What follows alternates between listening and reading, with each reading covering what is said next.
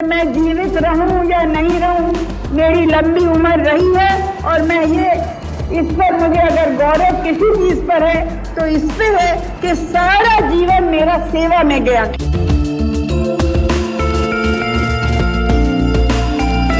दो दशक तक राज करने वाली भारत की पहली महिला प्रधानमंत्री इतनी सशक्त थी जिनके बुलंद हौसलों के आगे पूरी दुनिया ने घुटने टेक दिए थे।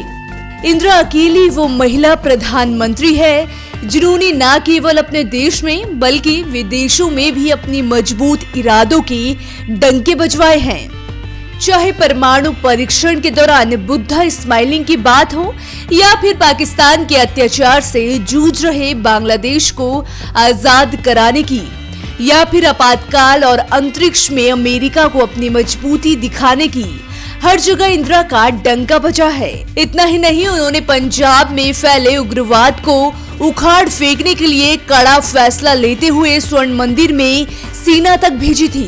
उन्होंने अपने प्रतिद्वंदी देशों के मुकाबले में खुद को अग्रणी बनाए रखने के लिए कई ऐसी पहल की जिससे दुनिया में भारत को नंबर 1 बनाने की ओर पहला कदम बढ़ाया। हम आपको बताएंगे कि कैसे इंदिरा नेहरू से इंदिरा गांधी बनी, लेकिन इसके पहले हम आपको बता दें कि इंदिरा गांधी का जन्म 19 नवंबर सन 1917 को उत्तर प्रदेश के इलाहाबाद के प्रसिद्ध नेहरू परिवार में हुआ था। उनके पिता जवाहरलाल नेहरू और दादा मोतीलाल नेहरू थे। जवाहरलाल और मोतीलाल दोनों सफल वकील थे और दोनों ने ही स्वतंत्रता संग्राम में बहुत महत्वपूर्ण योगदान दिया था। इंदिरा की माता का नाम कमला नेहरू था। उनका परिवार आर्थिक एवं बौद्धिक दोनों दृष्टि से बहुत संपन्न था। उनके दादा मोतीलाल नेहरू ने उनका इंदिरा नाम रखा था, लेकिन उन्हें प्रियदर्शनी के नाम से भी जाना जाता है। इंदिरा गांधी जब भी चुनाव प्रचार के लिए गुजरात में लोगों के बीच पहुंचती थी तो साड़ी के पल्लू से सिर ढाकना नहीं भूलती थी। वो खुद को हमेशा गुजरात की बहू बताती थी। इंदिरा नेहरू से गांधी तब बनी जब उन्होंने गुजरात के पारसी युवक फिरोज से शादी की। उस वक्त एक हिंदू और पारसी के संबंध से भारतीय राजनीति में भूचाल न आए, इसके लिए महात्मा गांधी ने फिरोज को गांधी नाम दे दिया।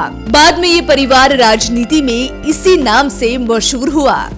कहते हैं कि फिरोज और इंदिरा की मुलाकात मार्च 1930 में हुई थी, जब आजादी की लड़ाई के क्रम में एक कॉलेज के सामने धरना दे रही कमला नेहरू बेहोश हो गई थी और फिरोज गांधी ने उनकी देखभाल की थी और यहाँ से शुरू हुआ सिलसिला काफी आगे तक बढ़ा।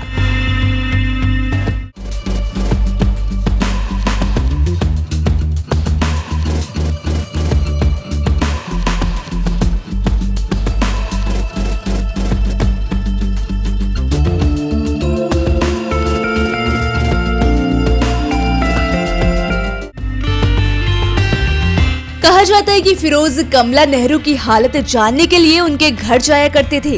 इसी बहाने उनकी मुलाकात इंदिरा गांधी से भी हो जाती थी। 1936 को जब कमला नेहरू का देहांत हुआ तब भी फिरोज उनके पास थे। फिरोज के भीतर सेवा और संवेदना का आत्मीय तत्व था। शायद यही वजह है कि युवा इंदिरा गांधी उनकी ओर आकर्षित हुई। इलाहाबाद में रहने के दौरान फिरोज के रिश्ते नेहरू परिवार से बेहद मधुर हो गए थे। वो अक्सर आनंद भवन आते जाते थे। यही से उनकी निकटता इंदिरा गांधी की तरफ बढ़ने लगी और सन 1942 में दोनों ने हिंदू रीति रिवाजों के साथ शादी कर ली। इंदिरा ने फिरोज से प्रेम विवाह पिता जवाहरलाल नेहरू की मर्जी के खिलाफ उजागर किया था, जिसे लेकर नेहरू बहुत गुस्सा हुए। दोनों के अलग अलग धर्मों के होने की वजह से भारतीय राजनीति में खलबली मचने का डर जवाहरलाल नेहरू को भी सताने लगा था।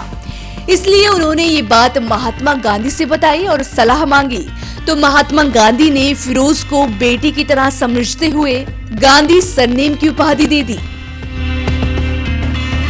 इसके तत्काल बाद भारत छोड़ो आंदोलन शुरू हुआ, जिसमें इंदिरा गांधी और फिरोज गांधी ने एक साथ जेल भी काटी। कई सालों तक दोनों साथ साथ रहे। दोनों के 2 पुत्र हुए, राजीव गांधी और संजय गांधी।